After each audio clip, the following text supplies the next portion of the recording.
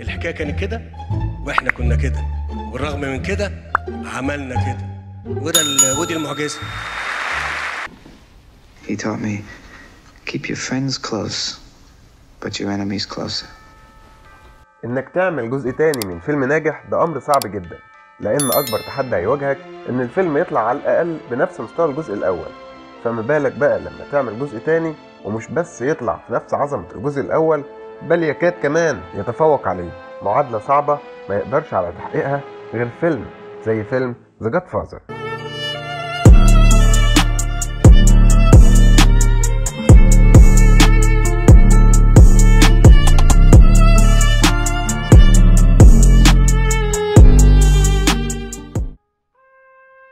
انتهينا في الجزء الأول لما مايكل أصبح هو الجاد فازر، وزي ما كان افتتاح الجزء الأول درس في السينما، فافتتاح الجزء الثاني هو كمان درس وتحفة فنية رغم بساطته. الفيلم بيبتدي كالعادة في الظلام، وبتدخل الموسيقى الأيقونية، ومن الظلام بنروح على الدون مايكل كورليون في كادر عبارة عن لوحة فنية بيقدمها لنا المخرج كوبولا ومدير التصوير جوردون ويلس، واللوحة دي مش مبالغة مني لأنها فعلا لوحة فنية. وهنقف عند المشهد ده وعاوزكم تشوفوا اللوحة دي، لوحة لطفل بيقشر الفاكهة للفنان الإيطالي كارافاجيو. افتتاحية بسيطة ومع ذلك عميقة جدا. مايكل اللي واخد نفس وضع الولد اللي في اللوحة. الولد اللي في اللوحة ولد جميل ونضيف، لكنه بيسيب الفاكهة السليمة ويختار انه ينظف الفاكهة اللي عليها عفن. اللوحة ليها تفسيرات كتير، ولكن ربما يكون أدقهم والأصح ان ده كناية على مقاومة الإنسان لمغريات الحياة. وده كان أصعب سؤال عند مايكل بعد ما بقى الجاد فازر، ازاي يقدر يقاوم مغريات الحياة زي النفوذ والسلطة والمال. كل المعاني دي شفناها في مشهد مدته كام ثانية في افتتاح الفيلم من غير ولا كلمة.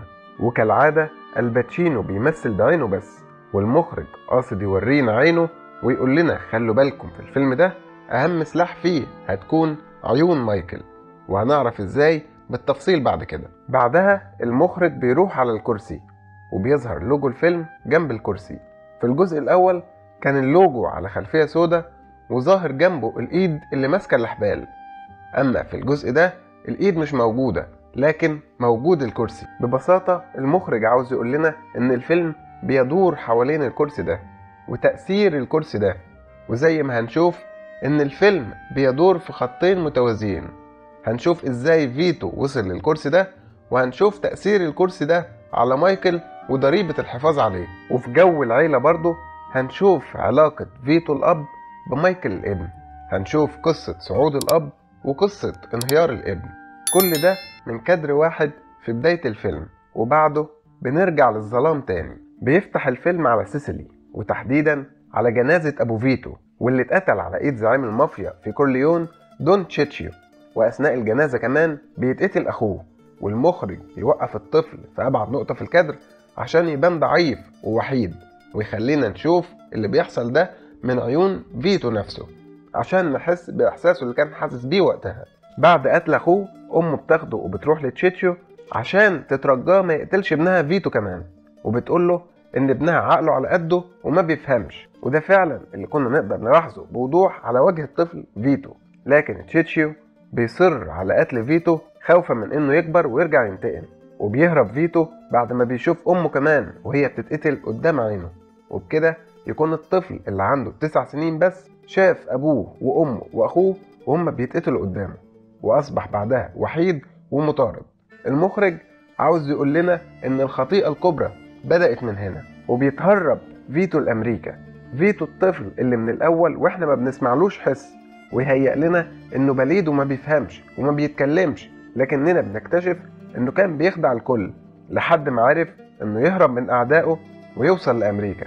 وأخيرا بنسمع صوته وهو بيغني قدام الشباك المطل على تمثال الحرية، الشباك المطل على مدينة نيويورك اللي هيبقى الملك فيها. لكن حتى قبل ما الطفل كمان يتكلم، المخرج كان عاوز يورينا إنه مكتمل وإنه مش ناقصه حاجة وإنه مش بليد زي ما بيتهيأ لنا. كل ده كان من خلال تفاصيل صغيرة جدا زي رقم فيتو اللي كان على صدره مثلا. رقم فيتو كان رقم 7، الرقم اللي في كتير من الثقافات والديانات هو بيعبر عن الكمال. كمان في رقم تاني كان في الأوضة هو رقم السرير، رقم 52، وده في الثقافة الكاثوليكية هو رقم الملاك الحارس اللي بيمنح الشجاعة في مواجهة التحديات والمواقف الصعبة في الحياة، وكمان بيدل على بداية فرصة جديدة. كمان مجموع الرقمين بيساوي 7، رقم الكمال برضه. كمان بيظهر لنا على الشاشة إن الأحداث دي اللي حصلت للطفل فيتو كانت سنة 1901، وهي نفس السنة اللي بدأ فيها النفوذ الأمريكي في كوبا، بمعنى إن بداية فيتو كانت توازي بداية النفوذ الأمريكي في كوبا. وبعدها بنطلع 57 سنة لقدام من الطفل فيتو للطفل أنتوني حفيده من ابنه مايكل، في حفلة كبيرة عاملها مايكل. وزي في الجزء الأول ما كان فيه الفرح اللي أسس لعالم الفيلم، في الجزء الثاني برضه بيبتدي بحفلة بتأسس لعالم الفيلم وبتورينا شخصياته. وقبل ما نتكلم عن الشخصيات تعالوا نشوف عظمة المخرج وفريق عمله في تصوير المشاهد دي. كوبولا بيبدع في تصوير مشاهد المجاميع، كل حاجة مظبوطة، الوشوش واللبس والمكياج وحركة الناس حتى الديكور. وعلى الرغم من ان الفيلم كان بيتصور في السبعينات إلا إنه كان بيتكلم عن أحداث حصلت في الخمسينات والعشرينات، وكل حاجة مظبوطة وكأننا في الزمن بتاعها بالظبط. والمبهر أكتر إن زي ما المخرج كان متميز في إخراج المشاهد الضخمة، إلا إنه متميز برضه في إخراج المشاهد الحميمية الدافية اللي ما بين اتنين في مكان واحد. وبنرجع تاني للحفلة عشان نشوف عالم مايكل، وبنشوف إن مايكل مستمر في تقنين أوضاع العيلة وبيتعامل مع الحكومة، وبيبان أول اختلاف في الفيلم بين عصر فيتو وعصر مايكل. في الجزء الأول شفنا سوني بيتخانق مع الشرطة، لكن في الجزء الثاني وفي عهد مايكل شفنا إنه بيبعت أكل للشرطة. وزي ما قلت إننا بنتعرف على الشخصيات المهمة في حبكة الفيلم، لكن الأهم المرة دي إننا نقدر نلاحظ بوضوح إن العادات والتقاليد والطابع الإيطالي في عصر فيتو ابتدى يدوب في عصر مايكل. وبنشوف مثلا لما فرانكي بيطلب من الفرقة إنها تعزف مقطوعة إيطالية ولكنهم مش فاهمينه، وبيعزفوا أغنية أطفال أمريكية بوب جوز ذا ويزل.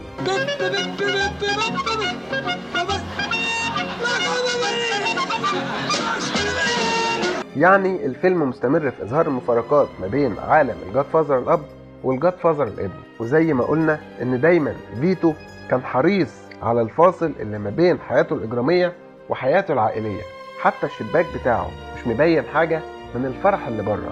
إنما في المشهد ده هنشوف إن الشباك اللي ورا مايكل بقى شفاف، ونقدر نشوف اللي بيحصل بره. شباك مايكل يكاد يكون مش موجود، يعني الفاصل في عهد مايكل تقريبا تلاشى. وزي ما بنشوف المفارقات بنشوف برضو السمات المشتركة بينهم، زي القيادة والقوة والذكاء الاستراتيجي.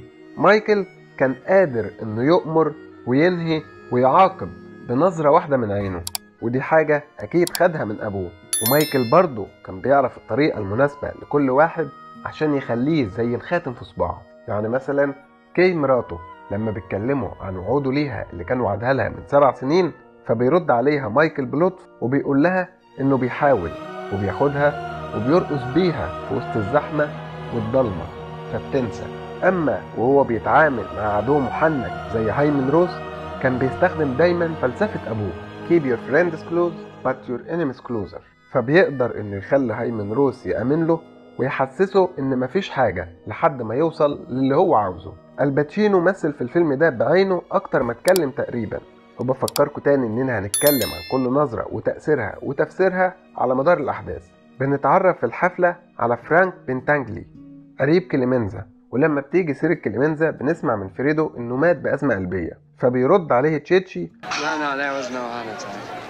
سطر واحد في حوار الفيلم كفيل يخليك كمشاهد تفكر وتسأل نفسك يا ترى إيه اللي حصل لكليمنزا، اللي واضح إن وفاته ما كانتش طبيعية. بنشوف كمان السيناتور اللي كان باين كرهه للعيلة من أول ما نطق الاسم غلط كنوع من الإهانة.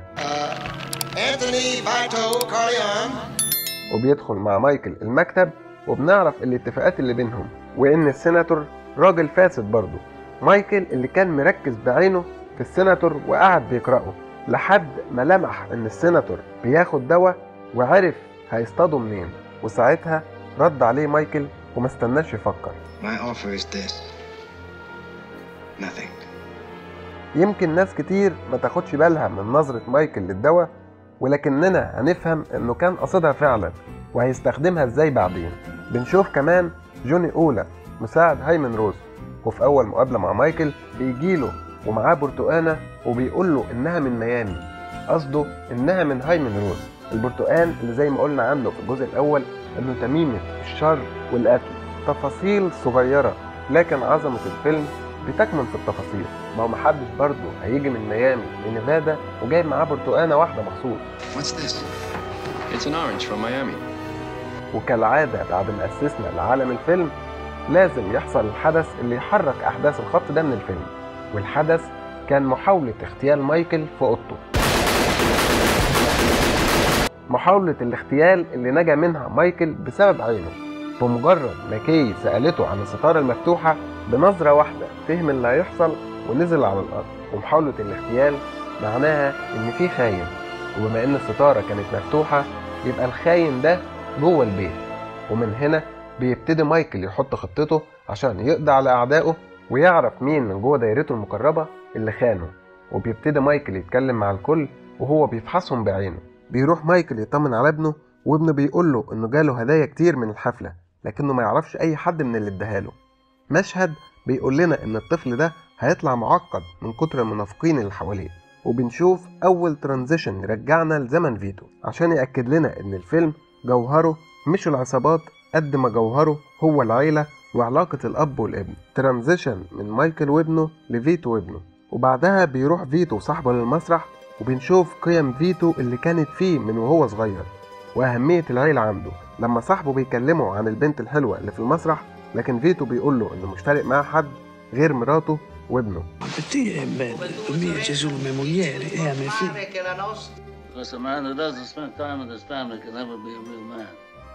وبنتعرف في المسرح ده على الدون فانوتشي زعيم المافيا في المنطقة دي، والمخرج بياخده من كادر يبان لنا فيه كله اسود في المسرح.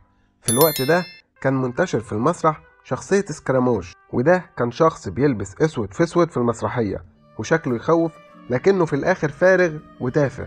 هنا واحنا لسه معرفناش عن الراجل ده غير اسمه وان الناس بتخاف منه، الا ان المخرج فضحه بالصورة وانه مجرد سكراموش بيخوف الناس، مجرد شبح الناس بتخاف من منظره وبياخد منهم اتاوة، وهنعرف المعنى ده اكتر بعدين.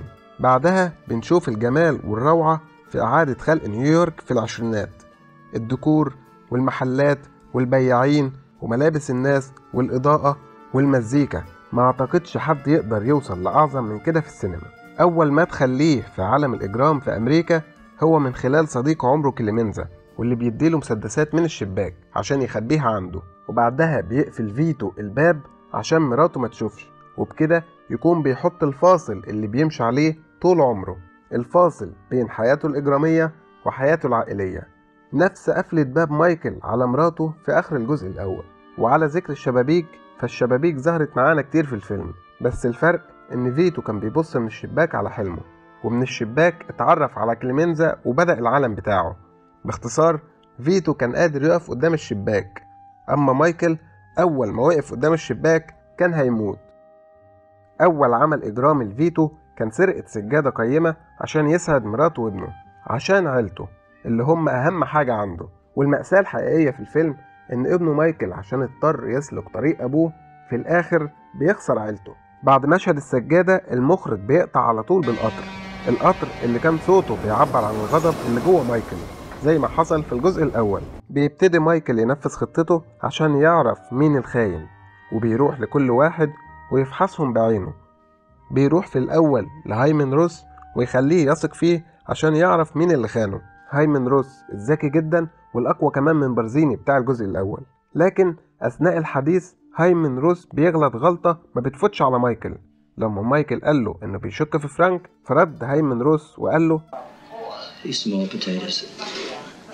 وبكده يكون بشكل مباشر بعد التهمة عن فرانك ويقربها منه أكتر. بيستمر الصراع بالعين ولعبة الشطرنج بين هايمن ومايكل، وبنشوف ده كتير في الفيلم. وبالمناسبة شخصية هايمن روس هي متاخدة من شخصية حقيقية فعلا، والشخصية كانت لماير لانسكي زعيم المافيا اليهودي اللي كان من أغنى أغنياء العالم. بعد هايمن بيروح مايكل لبيت فرانك وبيختبره برضه، وبنشوف أداء قوي جدا من الباتشينو. In my home, in my bedroom where my wife sleeps, where my children come and play with their toys. بيوافق فرانكي إنه يروح للإخوة ذاته، ونقدر نقول إن ده كان اختبار ولاء من مايكل لفرانكي. وبنشوف عبقرية في المونتاج هنا، والعبقرية إن بعد ما مايكل بيقول الجملة دي Then I'll be able to find out who the traitor in my family was. على طول بنشوف فريدو بيجيله مكالمة في نص الليل من جوني أولا مساعد هايمن روس، فبنعرف إن هو الخاين. وبالرغم من إنه ما كانش عارف إنها هتبقى محاولة اغتيال، إلا إنه برضه ساعدهم. وبالمناسبة أداء فريدو اللي لعب دوره في الفيلم ببراعة جون كازال هو أهم شخصية في الفيلم بعد الباتشينو، والمشاهد ما بينهم من أحسن المشاهد في السينما، مش في الفيلم بس، هنقف عندها كتير لما نجيلها.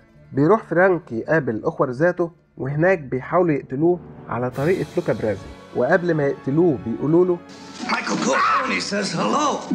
فهل يا ترى مايكل فعلا هو اللي أمر بقتله ولا حد تاني؟ وإيه الغرض من القتل ده؟